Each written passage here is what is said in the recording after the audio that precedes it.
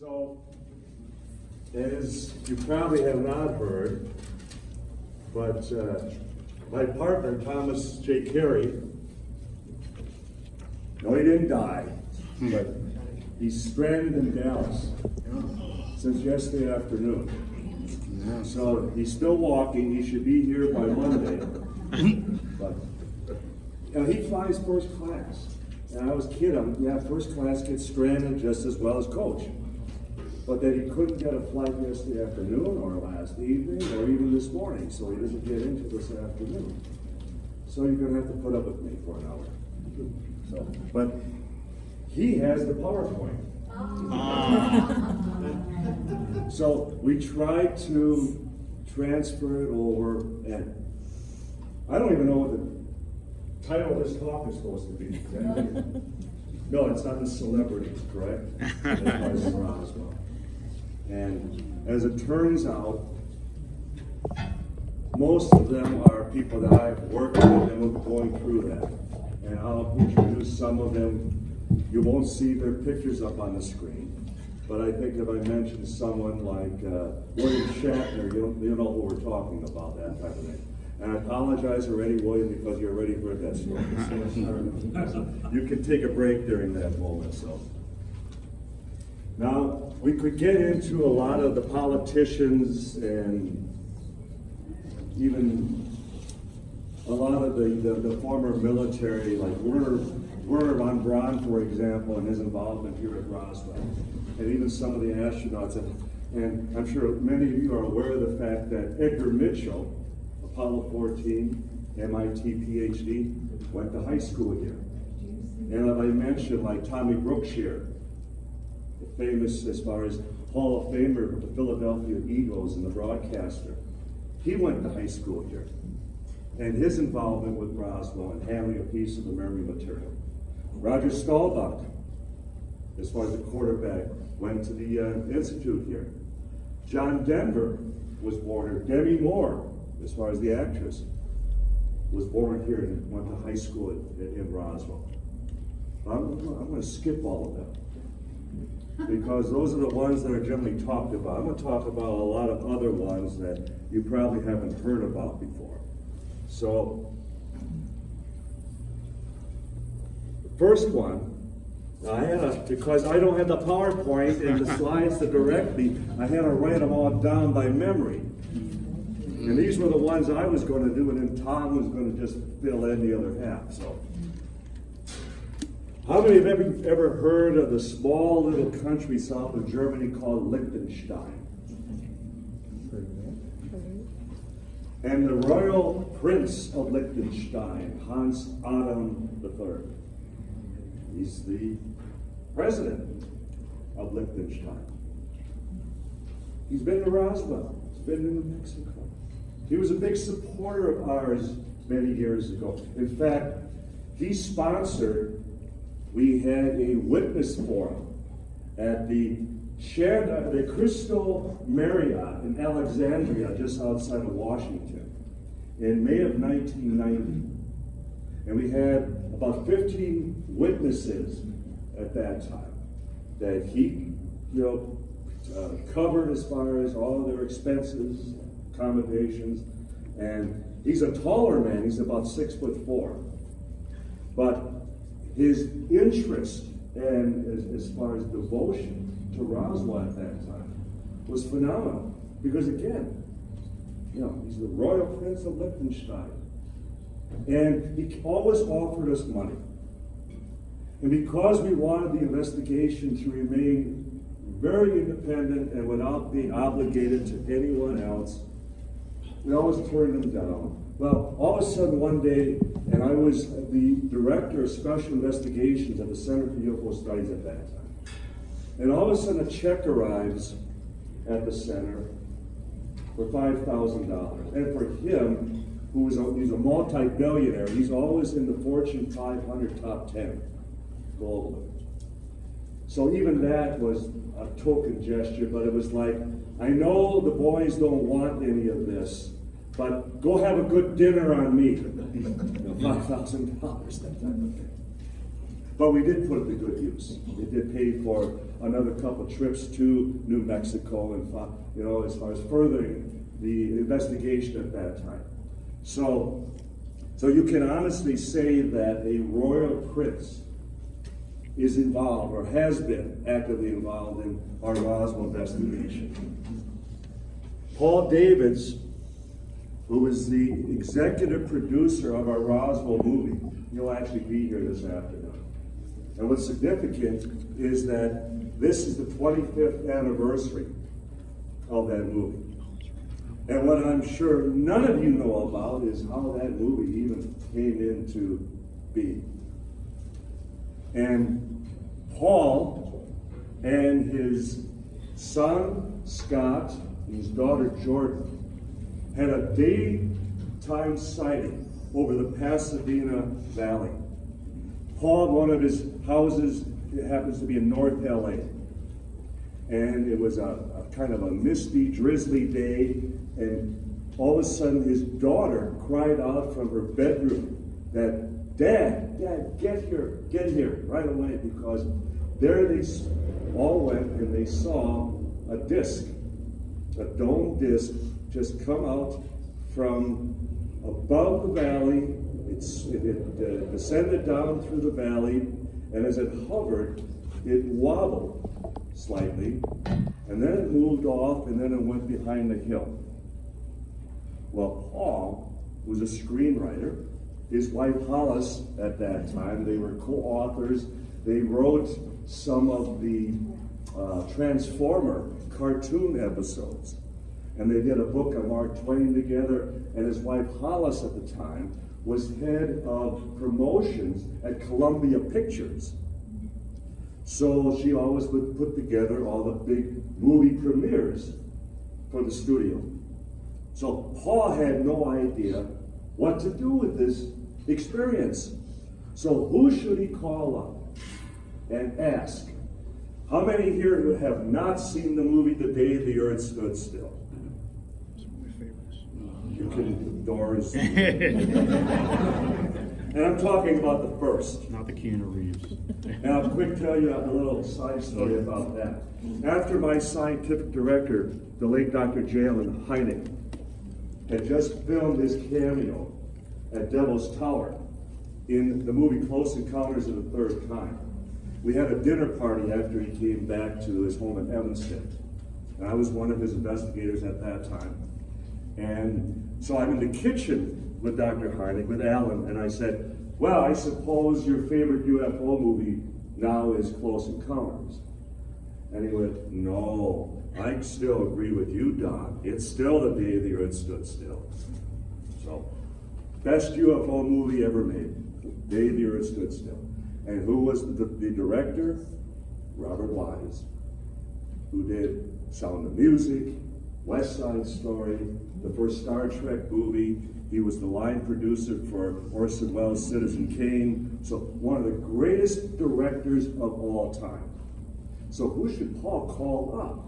Thinking that, well, he's done some UFO movies, so he knows. He calls up Robert Wise. And Robert was quite excited about the prospect that, well, you haven't even talked about writing a book. What if I were to option the story before you even develop it? So Paul would option the Roswell movie before we even wrote the book, which was UFO Crash at Roswell in 1991. And then the rest is history. Because we were nominated Best Picture Made for TV Movie Golden Globe when it came out in 1994. When it came out on video, it was the #1 requested. This one, sorry. That's my partner calling up saying, I'm coming in tomorrow. Okay. #1 movie requested at military bases all around the world. And you cannot get it on DVD because someone stopped it. Someone pulled the plug on it. Paul could tell you all about that, as much as we have tried to get the film, released. And it's the only one that Showtime has ever produced that was nominated for Golden Globe Award. So you'd think it would be at the very top. Can't get it. And I'll cite you another example quickly. When our book on Wright-Patterson, now you all know what's significant about Wright-Patterson Air Force Base. It wasn't Area 51 that all the Roswell remains, the wreckage, everything went to back in 1947. There was no Area 51 back then. It went to Wright Field, Wright-Patterson in Dayton, Ohio. So for us, it was part 2. All the witnesses here that were part of the recovery operation, the retrieval, the boxing, the crating, the flying out of all of this physical evidence, and those on the receiving end at Wright Field. So that was part 2. Well, Davids was immediately contacted months before the release of our book that they were interested in his providing them the animatronic alien from the Roswell movie. Now, if you've already gone through the museum, the autopsy display, alien on that gurney within that glass enclosed room, that's one of those props. That's from our Roswell movie. Well, this was the animatronic one, the one that dies in one of the scenes in the movie. So Wright-Patterson, can we use that and put it on as a display at the base here? And Paul calls me and says, let's do it, provided they allow us to show the movie to all the personnel on the base while it's there. Well, we made that offer, and the base commander immediately fired back, absolutely not. We are not in the position of presenting any information, any propaganda contrary to the government's official position on UFOs. So in other words, we're not about to let our troops think for themselves. So the deal was off. But you see how even within their own ranks in controlling the message.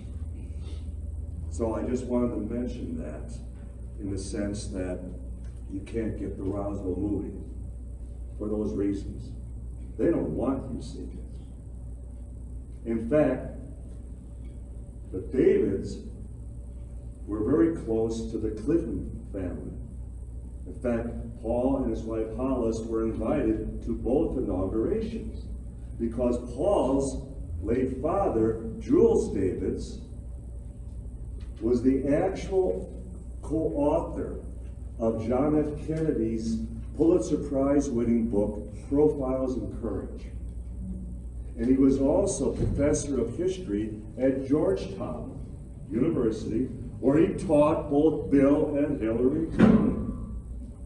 So when our movie came out, there were plans to have a private screening at the White House at a special request of the Davids to the Clintons. It's a done deal. We were all set to go to Washington for the private screening of the movie at the White House. A week before, a press secretary calls up Paul and says, "We've canceled it. You're not showing your movie."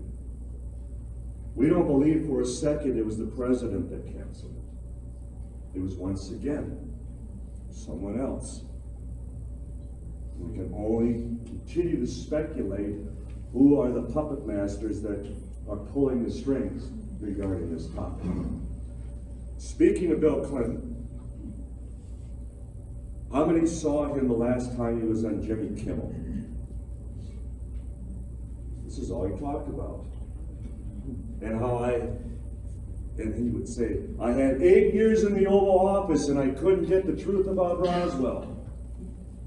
If I were to tell you that Roswell is mentioned in Ken Starr's report on the Monica Lewinsky affair, how many would say, yes, I know that? Hard to believe. True. In fact, when the grand jury subpoenaed the book that Lewinsky had gifted the president for Christmas, and when they retrieved it from the president's private study, they found it sandwiched between 2 books. One was a book on Winston Churchill, and the other was UFO Crash at Roswell, autographed to the president by Kevin Randall and yours truly. That was again part of his growing interest in Roswell. And the fact that even now, out of office, that he still brings it up. George W. Bush, one of his former press secretaries is Dana Perino, who's on Fox News. He's on the show The Five. And she would constantly bring up Roswell. So one of her co-hosts on one particular program said, well, did you ever ask your boss? And she says, well, as a matter of fact, I did. We were in the Oval Office, and I said, Mr. President, what can you tell me about Roswell? And he was behind his desk, and he stood up, and he smiled, and he gave me a wink. And that was it. Again, it speaks volumes, doesn't it? We all remember Jimmy Carter and his campaign promise about releasing all the UFO documents if they did not threaten national security. We're still waiting, aren't we? So who stopped him? So we're talking about royalty, we're talking about movie directors, producers, but now we're talking about presidents. And then we can throw in, and I'm sure you all know the story of the late Barry Goldwater and his request to see the Blue Room and the physical evidence at Wright-Patterson Air Force Base. And he would ask his good friend, General Curtis LeMay, who at the time was a 4-star general. And the problem is Goldwater was only a 2-star general. And LeMay would make the comment, to quote Goldwater, hell no, and don't ever ask me again. And then he added the caveat, according to Goldwater, if you ever bring up the subject again, I will personally see that you are court-martialed. UFOs don't exist. At least that's what the government tells us. Unless you talk to the right people. Just a few weeks ago, the president acknowledged that he's been briefed on the subject, correct? Well, tonight, there's going to be even more news on Fox News. In fact, I had someone else come running up to me. Did you hear that there's going to be some breaking news on Fox News tonight regarding the president and UFOs? So something's in the works, and I'm just mentioning that we need to be careful. Because for those of us who've been involved in the field for a long time, we've been here many times before. They dangle the carrots, and then they pull the rug out from underneath us. And then they'll say, see how easy it is to fool the UFO community. They fall for anything. But this time it's the president. And again, politics withstanding. The point being that they're calling the president on the carpet regarding the subject. And that we have to listen for.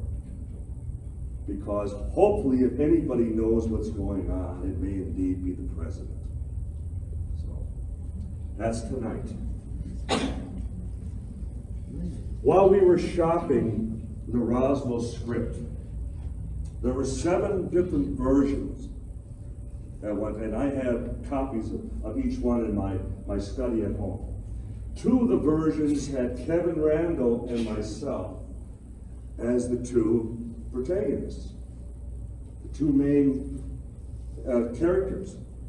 We would have been portrayed by actors, but the point being that it would have been in the contemporary. We would have, the opening scene had us racing out into the desert, and there was a dust storm coming up, and we was all to meet with the rancher of the rancher's son, who had originally discovered the Roswell debris field. And we would have handkerchiefs wrapped around our mouths because of the dust storm and everything. And it was actually reminiscent of the scene in Close Encounters of the Third Kind. But nonetheless, this was in 2 of the scripts. And 2 of these scripts went to Fox Television. And who worked at Fox Television? Now this is in 1990. Who worked at Fox Television at that time but a creative writer by the name of Chris Carter. And we know what series he developed. So after X-Files premiered 2 years later, at a press conference, Carter was asked, "Isn't it true that you have used a good amount of Kevin Randall and Don Schmitt's material?" To which Carter responded, "Let's just say we liberally take from their work." So our agent in New York immediately contacted Fox. "Okay, where's the check?" Well, Fox wasn't going to even admit that they were taking anything from us. But we were offered cameo appearances on an episode, portraying ourselves. And we thought, well, that's wonderful, you know, talk about $1 million worth of free advertising, that type of thing. But then we heard, some weeks later, but they're going to kill you off. They're going to make sure you can never be on another episode. So we thought about it, and our agent was advising us, well, do you really want them to kill you off? And it's like, yes, it's, you know, it was fine to we could be even better, you know, because we become, you know, this grand, you know, finale, that type of thing. So we accepted. Well, Fox never thought we would accept. It was like, whoa, well, just kidding, we're never heard from again. Never heard from. Because that is how the television industry is. Steven Spielberg, Paul Davids would call me one evening, and he would say, "Don, the movie's over. We're going to have to stop production. We're not going to be able to do the movie." Well, you know, obviously I'm quite shocked, and so he explains. Well, I was just at a banquet and with Steven Spielberg, and I told Spielberg about our project, and Spielberg immediately went, "Don't even bother, Paul. I'm doing the Roswell movie." And Paul is like, "Wait a minute, you didn't announce anything in the trades. There was nothing as far as in Variety or anything mentioning that it was on your docket for future films. And who are you working with? And are you working with Randall and Schmitt?" And he goes, "I don't need the boys. I know all about the boys. Their book is public. I can use whatever I want," which was also news to us. So Paul is devastated. He's thinking just like that, how are you going to compete with Spielberg? So I said, "Well, Paul, first thing tomorrow morning, check to see if he has registered the title in any shape, manner, or form. I'll guarantee you he hasn't, because that's all he does is bluff. He has to remain the king. He tells everybody, I'm doing that story, I'm working with that writer. His history is nothing but that." And that was exactly the case. It was a bluff, hoping that they would fold and not do it, and then later at some future, you know, opportunities, Spielberg might do the movie. That type of thing. When my scientific director did Close Encounters of the Third Kind with Hynek, and you're talking a movie that has grossed internationally over $500 million. And when Dr. Hynek passed away in May of 1986, Spielberg immediately called up his wife, Mimi, and offered his condolences, and then, what can I do in his memory? How can I help? And Meany immediately said, well, whatever you can do to help the center, you know, us in Chicago continue. Help his people continue the center. And some weeks with, and Spielberg, absolutely, I will take care of his organization. So we're thinking, given it's Spielberg, it could be anything from $100,000 to $1 million. A drop in the bucket for the likes of Steven Spielberg. So weeks would pass, a couple months would pass. Mimi Heidig would finally inform us that I have the envelope, and there's a check inside. Amlin Production. It's from Steven. So she waited a couple more weeks until our next board meeting. She's living in Scottsdale at the time. We're all sitting at the board table. We have her on speakerphone, and are you all sitting? Yes, Mimi, we're all sitting. We can't wait. And we listen to her open the envelope, and we hear, "Oh my God." And she said it in such a way that we kind of all, "Oh my God." And then she repeats, "Oh my God." And we start going the other way. It was a check for $1,000. Steven Spielberg. So anybody ever tells me that Steven Spielberg is a legitimate and that he actually believes in UFOs, no. He has used us at every turn. You know where he does give $100,000 a year? To Cornell University for just the maintenance of their dish, their satellite dish. He gives them $100 grand a year. He gave us one time $1,000. And his biggest movies have been about our work. His Taken series on the Sci-Fi Channel, for example. He did a whole episode on Roswell. He didn't talk to us once. Didn't talk to any of the witnesses. You know how often Spielberg has filmed just outside of Roswell? The last Indiana Jones was just filmed just an hour north of here. And he's never been here. Because he could care less. Personal opinion. But I go by people's actions. So. We do the Roswell movie.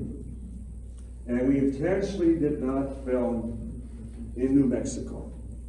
We were headquartered in Sierra Vista, Arizona.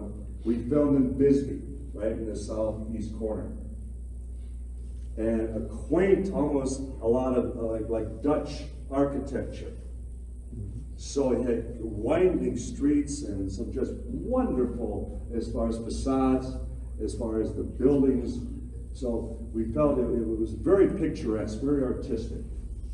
And Kevin Randall kept warning me. He goes, "Don, we're just the writers. They're not going to, give us the time of day."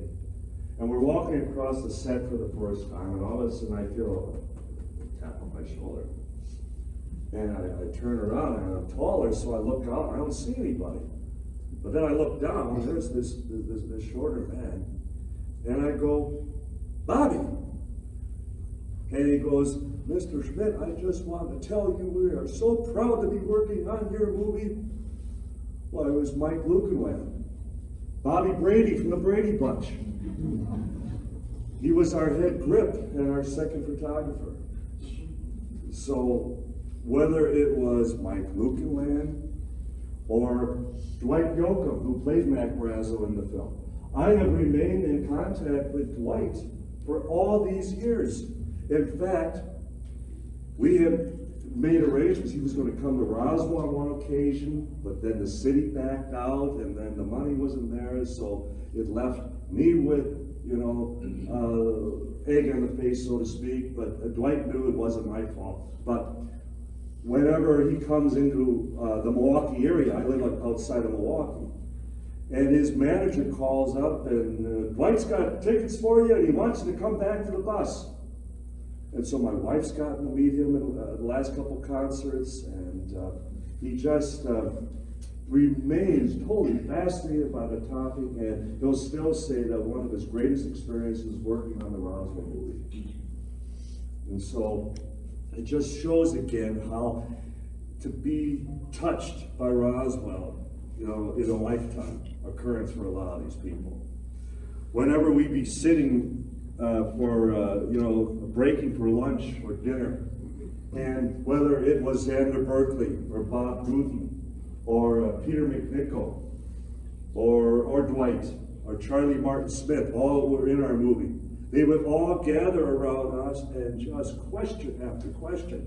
And then Jeremy Kagan, our director, while we were filming in Sierra Vista, in Bisbee, and then we were staying in Sierra Vista, he would invite us in each night to watch the rushes with the producers, and would sit there and he'd turn around, what do you boys think of this? What do you think of that? And so we were directly involved in the casting, in the filming, as far as consultants.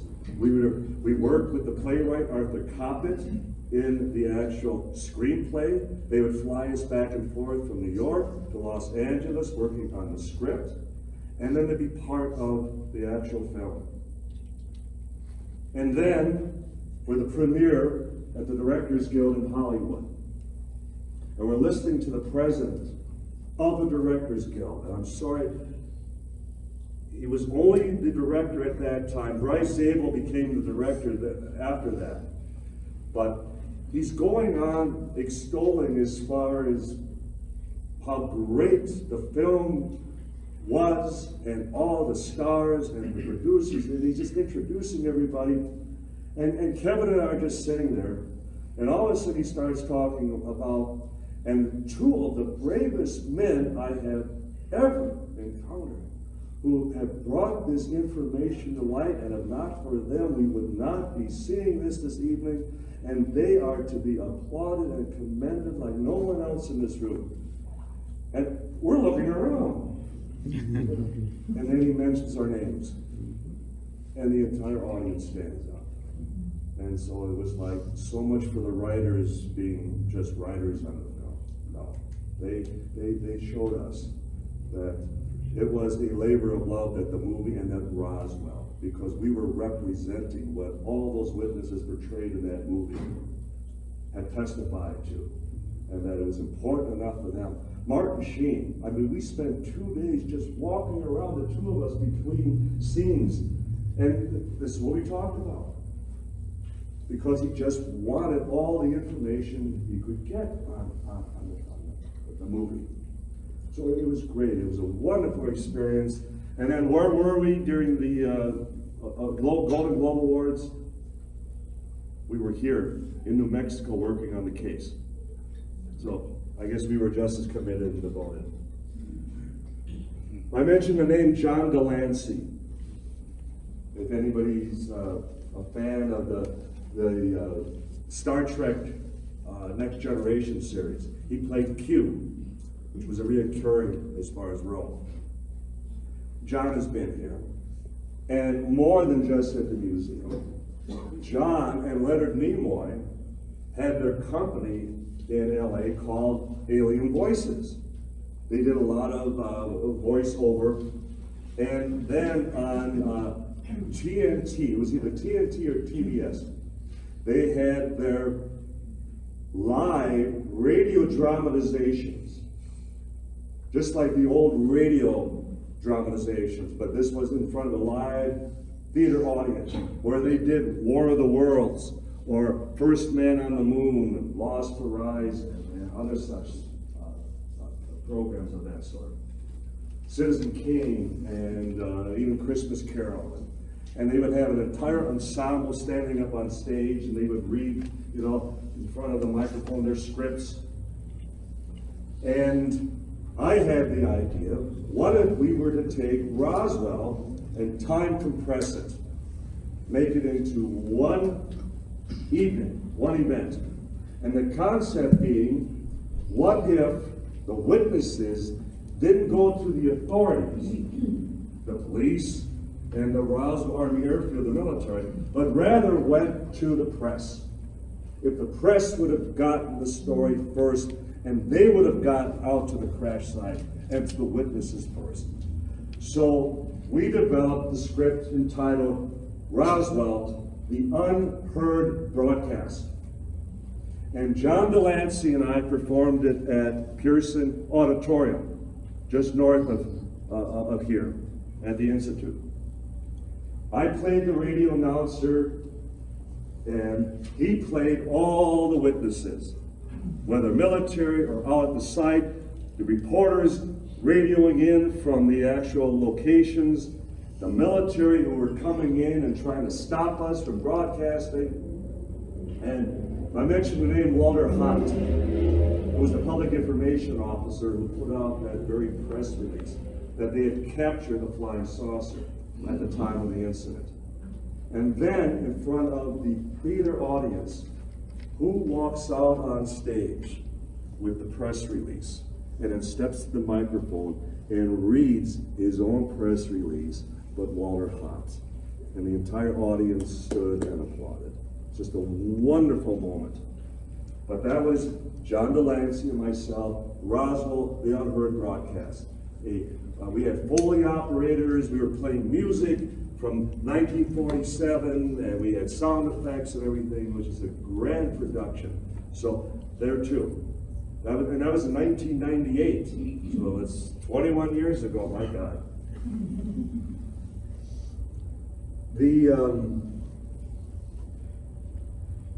We go to the top of the hour, that's right. If I mention Mel Torme, what comes to mind? The Christmas song, Chestnuts Roasting on an Open Fire, right? He wrote that. Well, his son, Tracy, many of you may know even better, as a screenwriter, two-time Peabody Award-winning writer. I mean, he did the TV series Sliders. He used to write for Saturday Night Live, SCTV. If you saw the movie I Am Legend with Will Smith, Tracy actually scripted that movie. And UFO related, he did the TV series Intruders on CBS, and he did the movie Fire in the Sky, based on the Travis Walton experience. So Tracy has also been here to the museum and filmed here in Roswell. He's been in poor health the last few years, but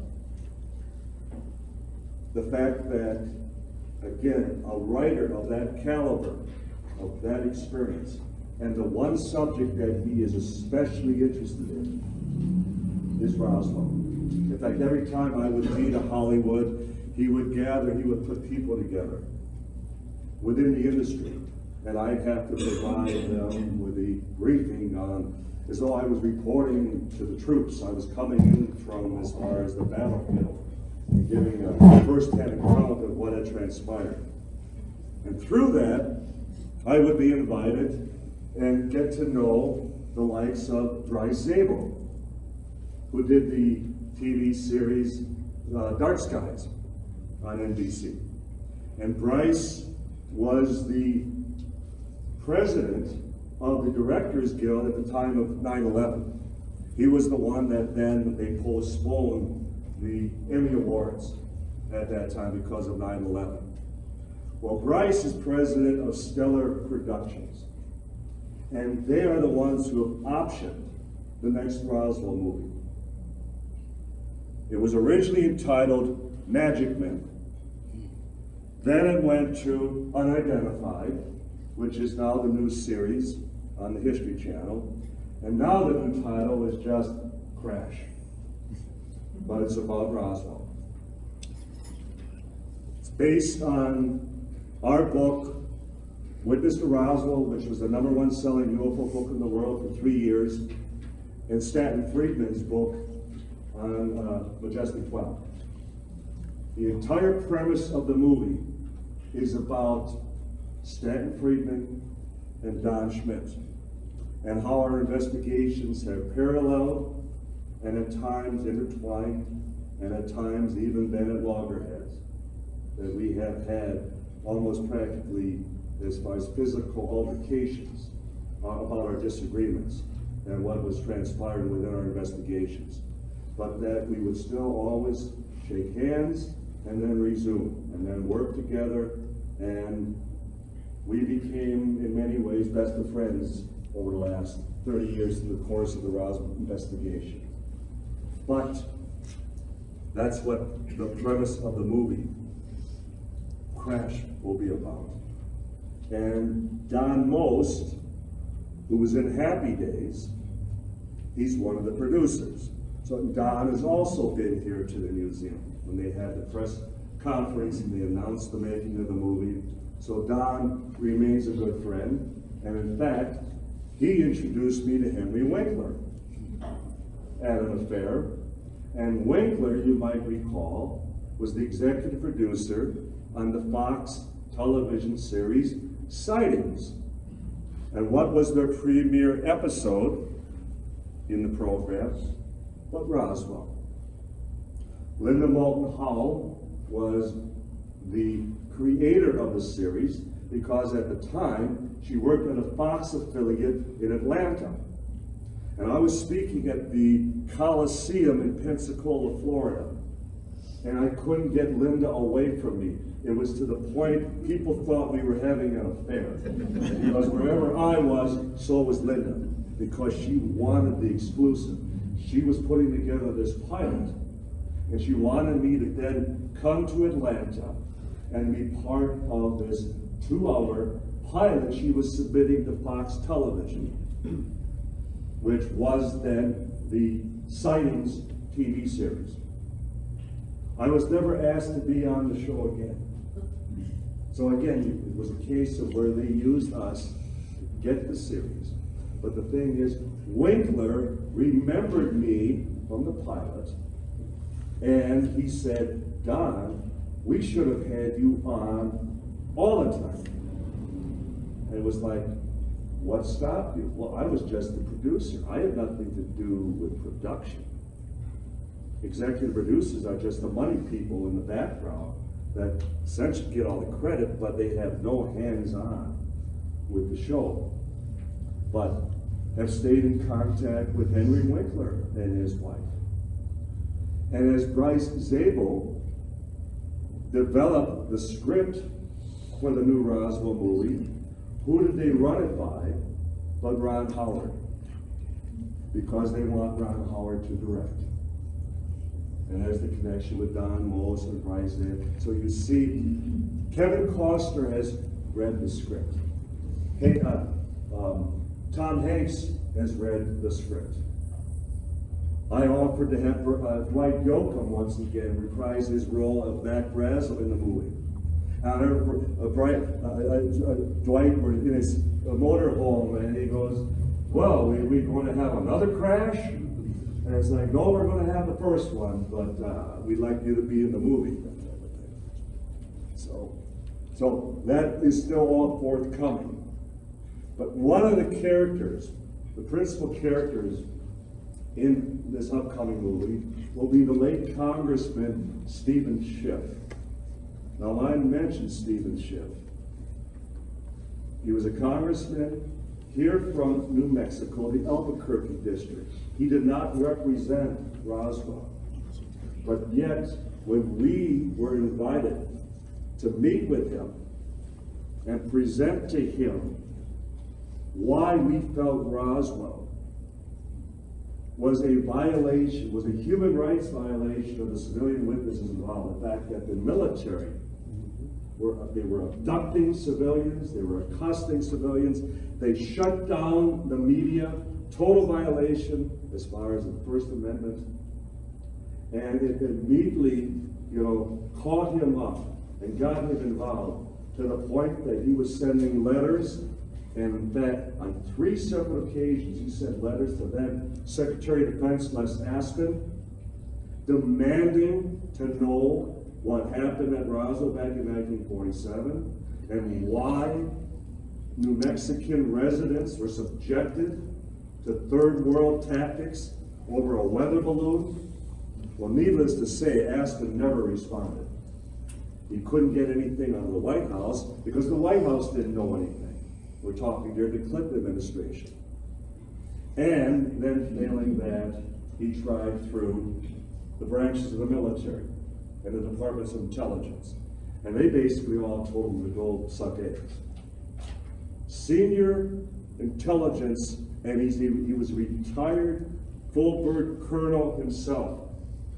And he could not get the Pentagon to even respond to him. So he got the General Accounting Office, Congress's own investigative organization at that time, to investigate Roswell. But they didn't investigate it. They checked specifically for a paper trail. They wanted to see where the monies went, if there was any black ops or any allocations, or if Roswell requested any additional funding at that time, suggesting something had happened. But needless to say, the Air Force had promised the congressman that if we find anything pertaining to Roswell, you will be the first. We'll be sure to make sure that we send it directly to your office. Well, they lied again. Aren't we surprised? In fact, Colonel Richard Weaver at the Pentagon called a press conference in September of 1994 while the GAO was in a full investigation on their own. And Colonel Weaver admits, we lied about Roswell back in 1947 when he said it was just a weather balloon. In fact, he used the word lied repeatedly.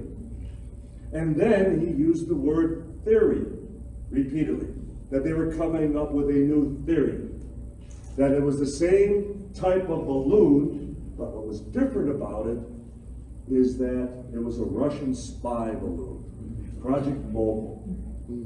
That what confused the personnel at Roswell was not the balloon. They certainly would have recognized the balloon, because they were launching them each day in conjunction with their bomb drop exercises.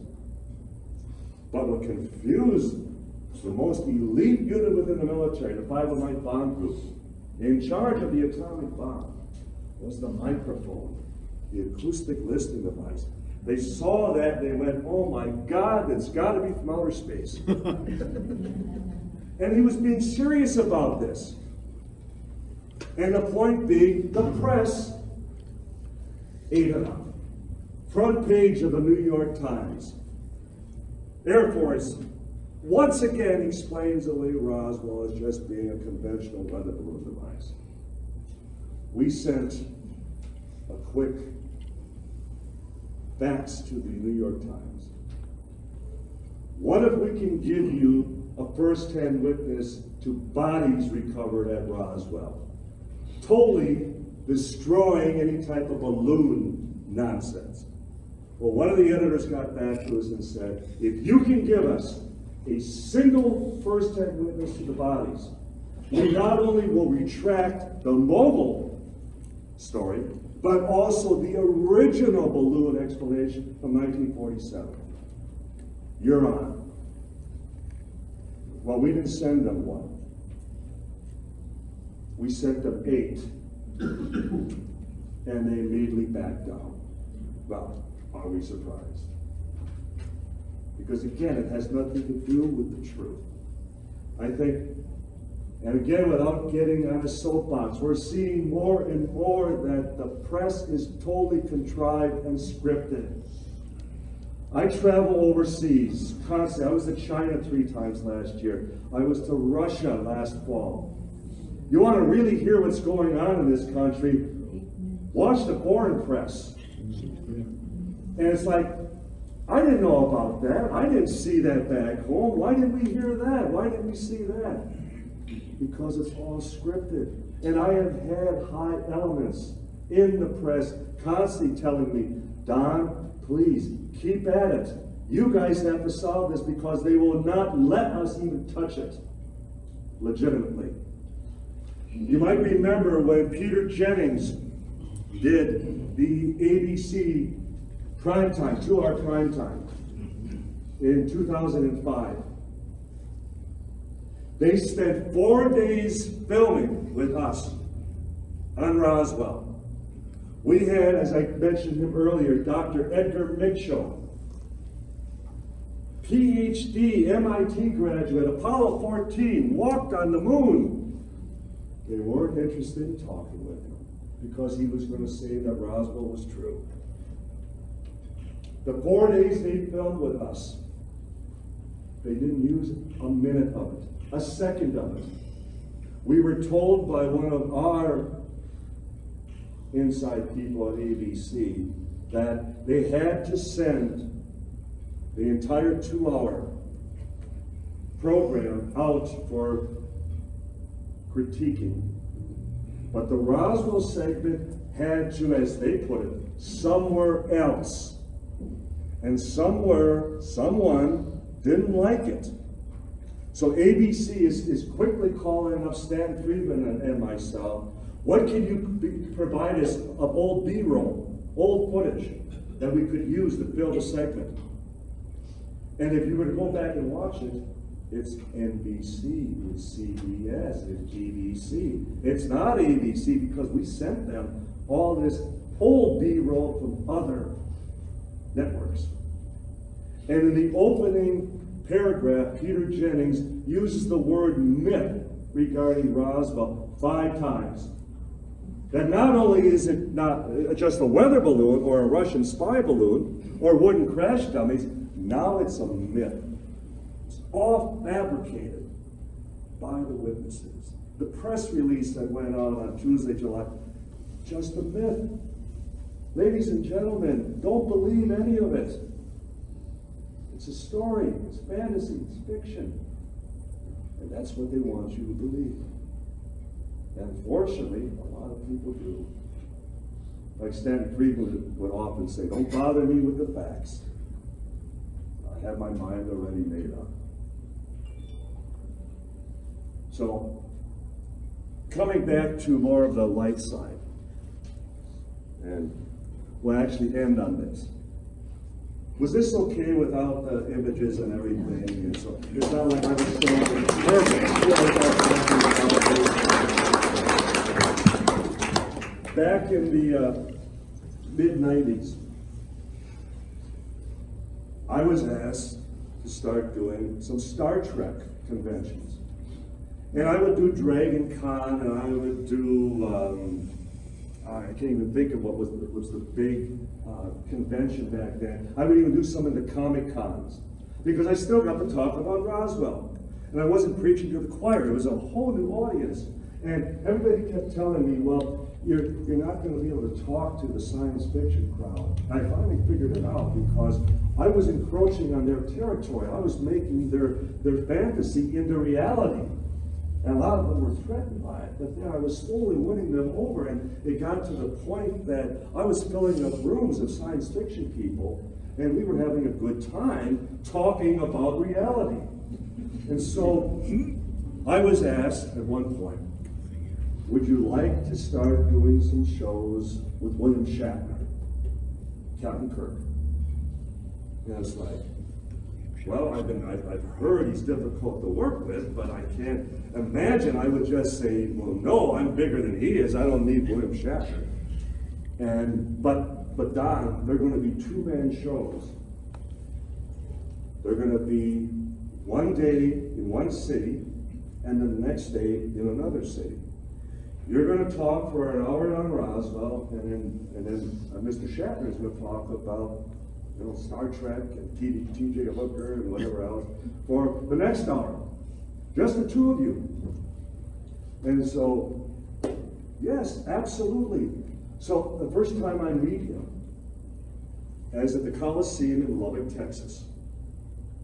And they pick me up and they drive me from the airport over to the Coliseum, and there's a limo parked there. And they said, Don, it's hot, why don't you get into the limo and stay cool?